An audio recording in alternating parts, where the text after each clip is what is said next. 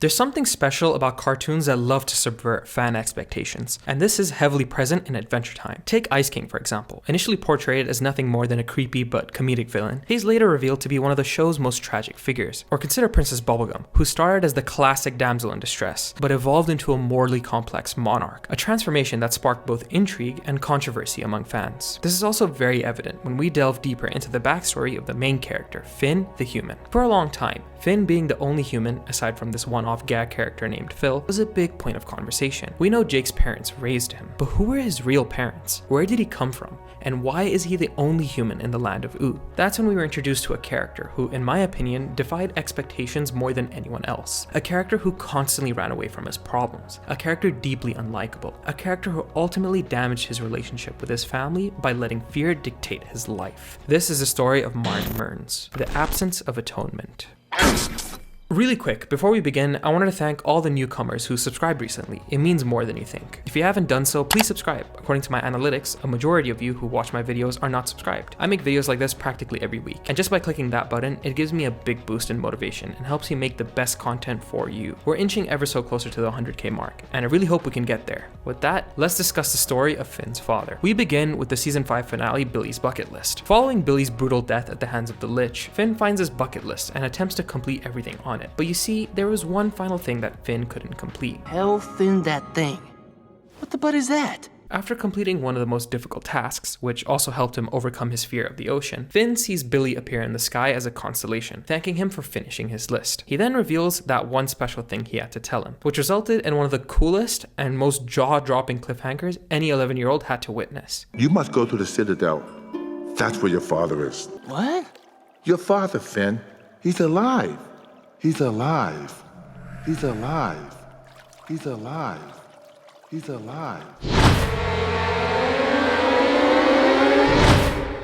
Listen, I don't know which genius decided to splice together those scenes like that, but 11-year-old me lost my mind. I was pulling the thinker that entire day. The eerie music playing over a mysterious new location, followed by the silhouette of Finn's dad, made this scene stick with me for a long time, right up until season 6 premiered. And speaking of which, let's jump into the two-parter, Wake Up / Escape from the Citadel. Finn tells Jake about what Billy told him, and is hesitant on going to go see him. He says, Maybe there's a good reason he didn't raise me. He was probably captured by thieves and kept a slave for years. Or maybe he was ambushed in the wild and hid you, so you wouldn't be captured too. What I love about this is that it plays on what almost every fan assumed. Since Finn is a hero, his dad must be one too, right? Jake convinces Finn, and together they go to see Prismo to find out how to reach the Citadel. He immediately tells them that it's not a place you want to go to. It's a place that criminals are taken to who have committed cosmic crimes. It's filled with some of the worst creatures you can ever find, the Alcatraz of space. And Finn says, Hey, my dad must be like the warden there. the flashbang that he's about to have is gonna make him say, You are pulling my leg. make that his arm.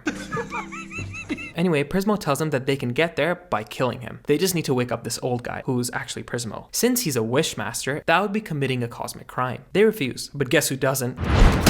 So Prismo dies, the Guardian shows up, and Finn and Jake hitch a ride to the Citadel. Look, Jake, more Guardians.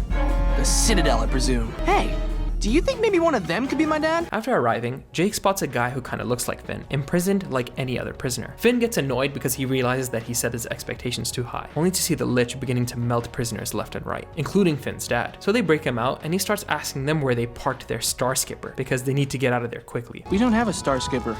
Also, Finn's your son. What? No Star Skipper. And judging by that line and the next one, Finn's dad here couldn't care less. Son? No. Hey, good for you, kid. And then he leaves. Finn rushes after him, wanting to ask him a bunch of questions, but all the other prisoners start causing mayhem. Finn's dad then gets a laser beam to the leg, causing Finn and Jake to freak out. I've never seen Jake freak out in this way. Finn's dad tries to calm him down and says that they can just use this healing substance. He asks Finn to retrieve it, where he says, Come on now, partner. No dawdling. Your old man needs ya. keep that wink in the vault for now, as it is essential to his character. While Finn retrieves it, we hear him call him Flynn, complete deadbeat dad. As he's about to heal him, Finn quickly asks him, Why'd you abandon me the Force Dies, little baby? Martin casually brushes it off, saying that it all happened a long time ago and that he doesn't really remember. He even shifts the blame onto Finn, suggesting that maybe Finn was the one who abandoned him, prompting Jake to shoot him a stern dad look. In response, Martin awkwardly pulls Finn in, clearly faking affection, and tries to play it off by saying, But hey, Daddy! Daddy's back! Finn heals it, and after the Lich distracts the pair, Martin's already ditched them, stating, I gotta run to the store! after the Lich is dealt with, Finn chases after Martin, who's already allied with the other prisoners. Hey, cool guys! Looking for a new boss? He gets one of these creatures to cut this rod, keeping them bound to the Citadel, and Finn grabs on. After a long and rather brutal process, Finn loses his arm, and Martin's dad escapes. He doesn't even know, or rather cares about what happened, and simply says, Hey, what about Eric? and that was Finn's and the viewer's first impression of his father. He's a total douche. I remember this caused some contention in the fanbase, how Finn's dad should have been more like him and more heroic, and as a kid I thought the same, but now I couldn't disagree more. Martin completely subverted expectations. In most stories, when a parent goes missing, it's usually because they died heroically or were involved in something more noble. This is the first time I'd seen the main character's missing parent portrayed as totally unlikable. Take Spider-Man for example. His parents aren't central to his story, but when they are mentioned, they're framed as these important CIA or SHIELD agents working for the greater good. Not so with Finn's dad. Martin is just a complete asshole. Finn, forget that loser! In fact, originally, Martin was supposed to be a warrior like Finn, at least according to early storyboards for the episode The Lich. In that version, he was mistakenly imprisoned in the Citadel by none other than Billy. Honestly, I'm glad they changed that. It just would have felt a bit cliche. The direction they get into for Martin's story is much more compelling, and at times genuinely heart-wrenching. Still, I assume the idea of Billy imprisoning Martin was partially kept, even if it's never explicitly mentioned in the show. After all, Billy was the one who told Finn about Martin, and based on what we've seen so far, Martin likely did something serious enough for Billy to catch him. I'll briefly mention the episode The Tower. Although Martin doesn't really appear in this episode, this story is about how Finn copes with the loss of his arm. He manifests this ethereal arm after the Candy 1 PB made for him doesn't get the job done. Thanks a lot, Dad! He's extremely pissed off at his dad, and he wants to steal his arm. He builds a tower with his new arm to space, but eventually passes out, only to wake up on this ship. He sees Martin, and with a cheeky smirk, he gives him a brutal uppercut. He attempts to steal his arm, but overhears his dad murmuring, My favorite arm. Oh no. and he stops to reflect. Turns out it was PB the whole time. Finn realizes that he went overboard and doesn't feel like mutilating his dad anymore. I want to mention this because it highlights just how much of an effect Martin had on Finn. He's not only depressed because of his arm, he's also really mad. The effects of this will be more prevalent when we get to what really happened at the time of Finn's birth. Real quick, I noticed this interesting detail. When Finn comes back from the Candy Kingdom to Jake, we see his shadow. He has two arms here. In the next shot, he doesn't. Was this an error or some kind of metaphor? I might have believed it was intentional if we hadn't later learned that Finn's true form only has one arm, so most likely it was just an animation oversight. Let's now go to the episode Astral Plane. This episode actually has some really cool themes I'd love to dive deeper into in a separate video. Let me know if you guys want that down below. But in essence, the episode follows Finn dreaming / astral projecting while he ponders the meaning of life. Eventually, he travels to Mars to meet with Glob, who is able to see him in his astral form. As they talk, a comet or something that looks like one is approaching Mars, which should actually be heading for Earth. After Finn asks Glob a series of existential questions, Glob barely hesitates before launching himself toward the comet. Just like that, Finn returns back to his physical form, where he quotes Nietzsche. Glob is dead. Now, how does this relate to Martin? Well, you see, that comet wasn't a comet. It was Martin piloting some spaceship that he lost control of. He tries to get his bearings, and he sees that he's heading for Earth, stating, Oh, for real, Blobs. this reaction is also fairly important, which I'll touch on later. To be honest, I never deeped it, but I can't believe that Glob was killed by Martin of all people. The guy just keeps getting more and more unlikable, but that will soon change, somewhat. Now let's talk about the episode The Visitor. Martin's ship, the White Comet, crash lands, and Finn has a strange cryptic dream that in hindsight feels surprisingly on the nose when watching as an adult. In the dream, the comet taps him and a baby version of Finn appears, urging him to follow it. And yeah, the comet is shaped like a sperm cell. The things that completely go over your head as a kid. The sperm, the comet, goes into this crack. Wow, already? That was fast.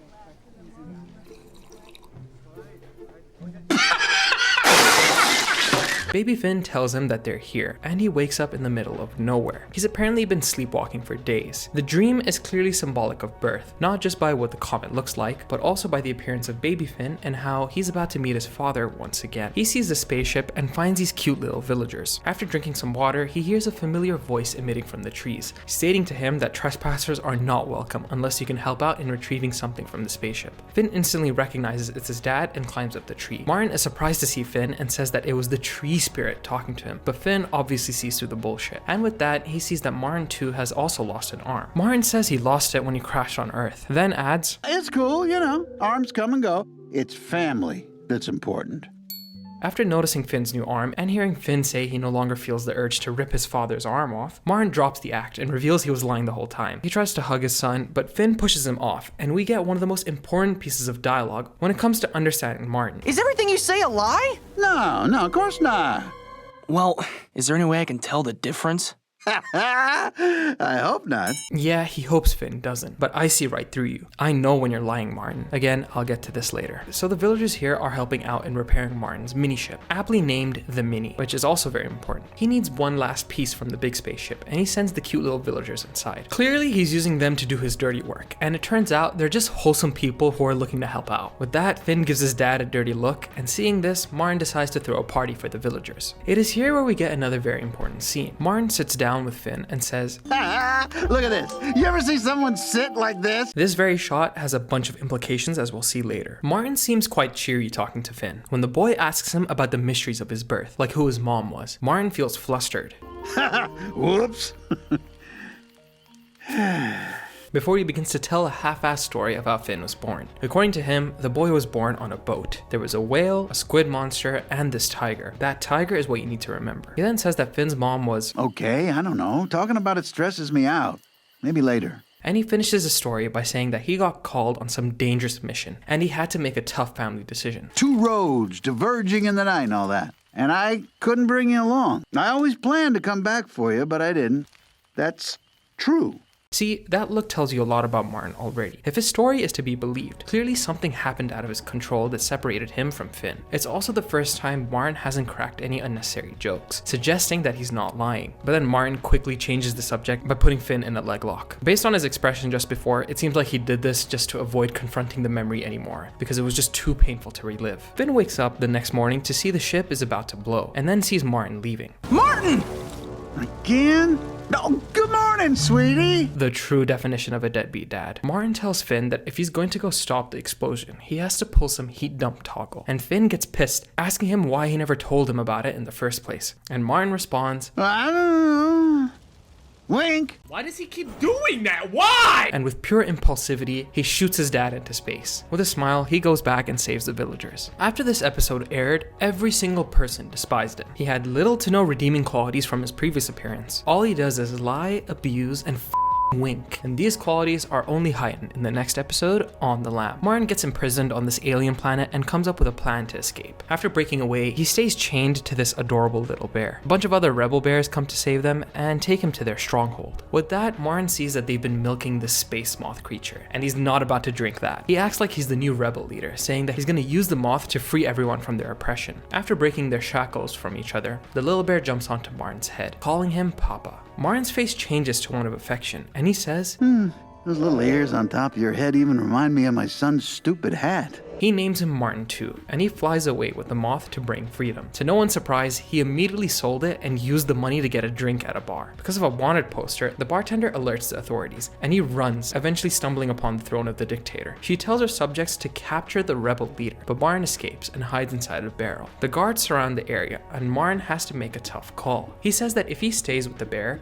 they're both going to die. Martin says to the bear that he doesn't want to abandon him, but there isn't much he can do. The little bear starts acting more cute, and although the bastard is very hesitant, he throws Martin 2 at this stack of cans and starts yelling to create a distraction for the bear to escape. Unfortunately, the guards don't even notice Martin, and they just start attacking the bear, because as it turns out, he's actually the rebel leader. Martin 2 is actually cracked and starts soloing them. One of the guards calls him an old man, and Martin realizes that the bear is really old. With that, he ditches the guy and heads straight for the throne room. Inside, he finds a massive stash of gold. As he loots it, he mutters, If I'd only kept that moth.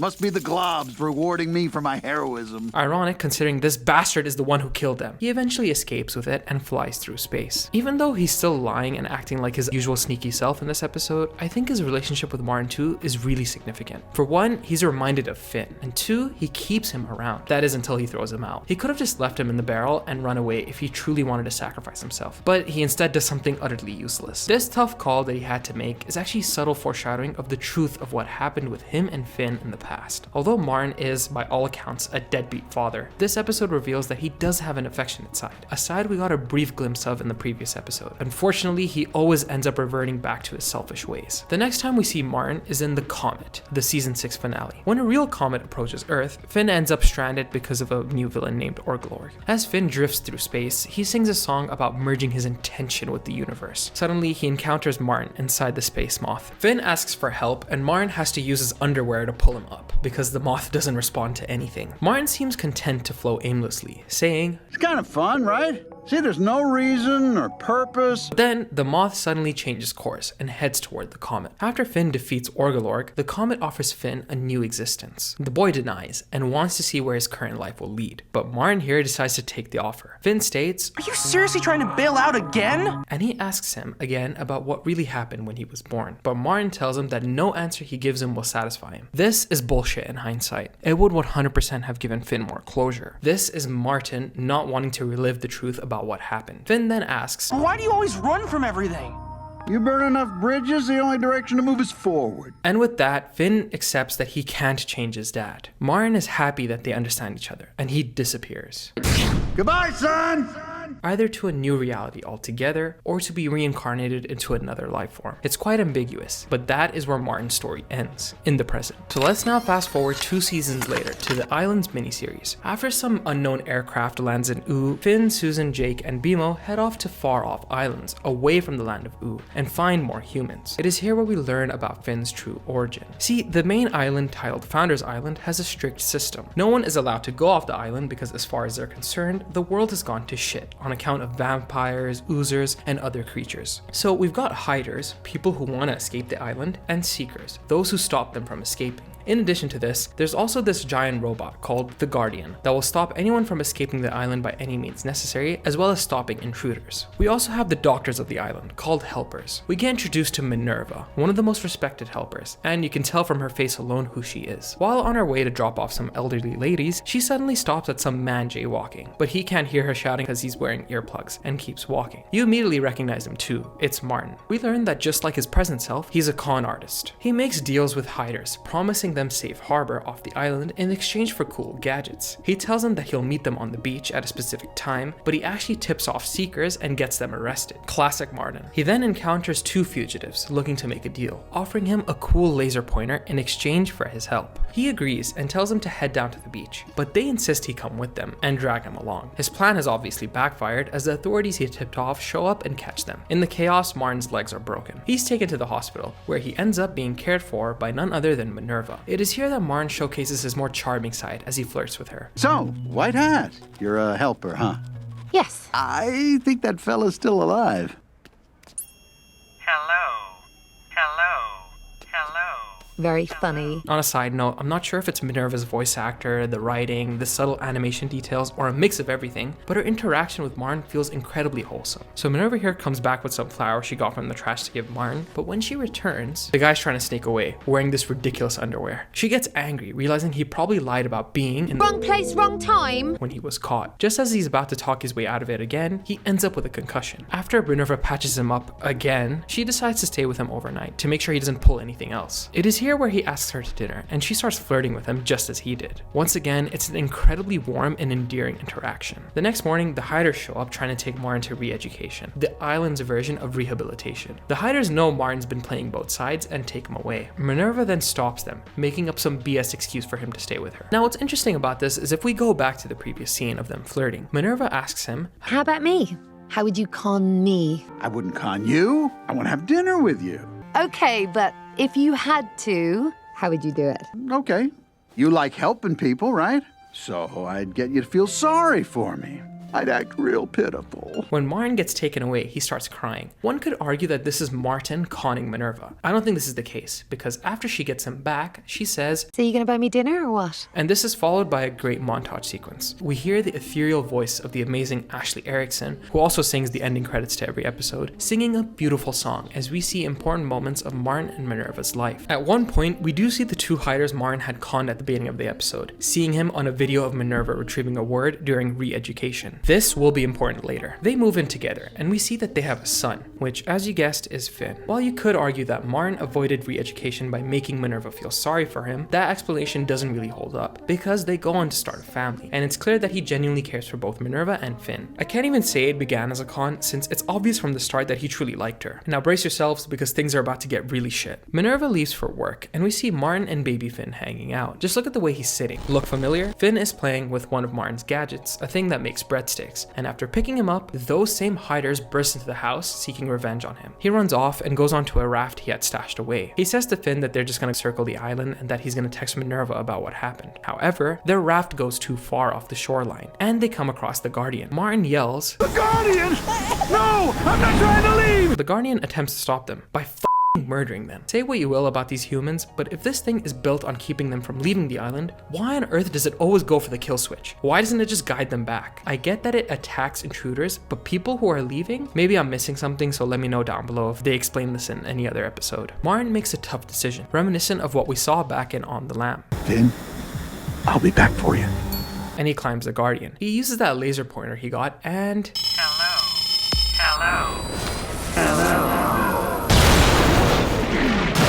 All we see next is baby Finn drifting aimlessly, eating bread from the breadstick wand. This is how he eventually got to Oo, to the forest that Joshua and Margaret found him in. Minerva is left distraught on the island, not fully understanding why Martin left. Although we see the hiders who dragged Martin into the situation being arrested the next morning, one of them says, "I can't believe of all the hundreds that have tried, the gallbag that finally makes it past the Guardian is Martin Mertens!" This suggests that Minerva might have some idea of what happened, but not the full story. From her perspective, it just seems like Martin abandoned her. Extremely gut-wrenching. So let's get to the heart of it. One common interpretation is that Martin suffered a very severe concussion during his struggle with the Guardian, which may have led to lasting brain damage. This is also supported by the promo art of this episode, showcasing Martin being saved by these pirates. We actually see these same pirates in one of Tree Trunks' episodes, suggesting that she may have been the one who saved him. He has visible head wounds, and based on the explorers testing Martin's eyesight, it's clear he suffered serious head trauma. This resulted in him potentially forgetting his past life, and why he's such an asshole when we meet him in the present. While I think this is an interpretation that works and makes the whole situation more understandable, respectfully, I call bullshit. And that leads me to the second interpretation, which is far more interesting, but extremely tragic. I think having Martin be the way he is because of some head trauma akin to Harry Osborn's amnesia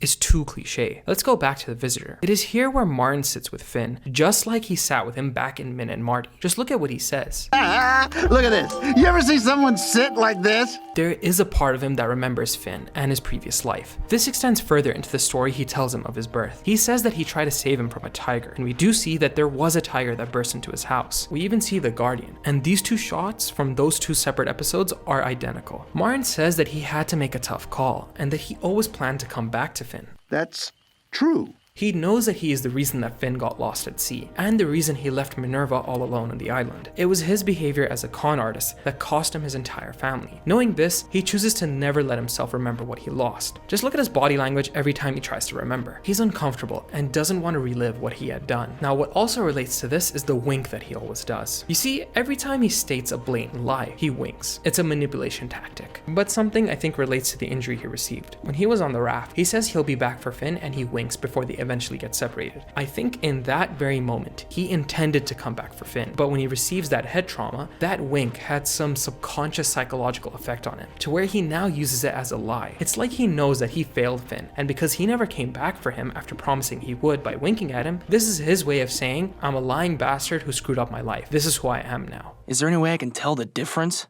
I hope not. The tell is the wink. Just look at what he calls his tiny ship. It's him paying tribute to his wife. Thank you, Dr. Minnie. It's also why when his ship gets rerouted after killing Glob, he looks upset that he's coming back to Earth, where all of his trauma lies. To say that Martin is the way he is solely because of brain damage is far too simple and, quite frankly, boring. Just put this into perspective. Martin was a con artist, a person who cared about no one but himself. After meeting Minerva and having Finn, he in essence found redemption. We see that he became a barber, a successful one at that, and by all accounts, from the little that we see, a loving father. He had achieved something he never would have imagined. But unfortunately, sometimes your past actions may catch up to you. It is that harsh truth that is the reason he's a vastly different person from who he once was. After losing the life he had built, Martin reverted to who he was before he had a family. It's where he feels most comfortable. After all, it's easier than going back to Minerva without the son he lost. By returning to his old scam artist ways, he frees himself from the weight of responsibility. He doesn't allow himself to feel anything anymore, because to him, breaking connections, burning those bridges, is the only way he can allow himself to live. And this sentiment is echoed in the episode The Comet. You burn enough bridges, the only direction to move is forward. Martin chooses to go with the Comet and begin a new existence because, deep down, he's completely done with the life he's been living. If you were given the option to receive a new chance at life after having destroyed your current one,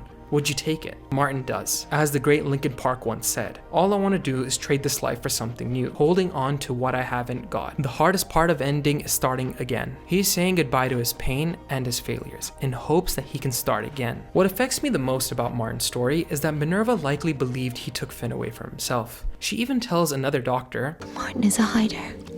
He left with our baby. if only he had sent that text a few seconds earlier before the Guardian arrived. It would have given her something. Now, there's another thing that really irritates me. See, when President Finn arrives to meet Minerva, a digital version of her because of some pandemic that occurred, she has the ability to see a bunch of Finn's memories. She says, Your world seems so chaotic. Your ruler's a piece of gum. Your friend's a vampire. You dated a bit of fire. However, she never once brings up Martin, and neither does Finn. This, I felt, was wasted potential. Look, I get that Finn doesn't respect his dad. After all, he's the reason his arm got taken off, but Minerva had a loving relationship with him. There could have been some pieces of dialogue. Maybe something along the lines of, I met Dad, Mom. It was a real-time jingle blaster. What did you see in him? He wasn't always like that. I think he loved you, and I think he loved me, but I guess it wasn't enough. Or how about the fact that Martin was the reason that Finn lost his arm? Surely Minerva could have brought that up at least. What about a, how dare you do that to my baby? Only for Finn to say something like, it's whatevs. Something like this. I needed something. But they don't even mention him. That honestly just sucks and makes me think that the ending to the Islands miniseries was very rushed. Let me know down below if I should do a full breakdown on this arc. There's some really cool lore and interesting themes present. Martin Mertens also makes brief cameos in future spin-offs. In the Distant Lands miniseries, the episode titled BMO, there's this guy called Mr. M, who sounds just like Martin. He even says the same line. Well, here comes the rascal. Here comes the rascal! He betrays BMO at one point and basically kills him. He also says this line. Kids, right? Always calling out their deadbeat parents.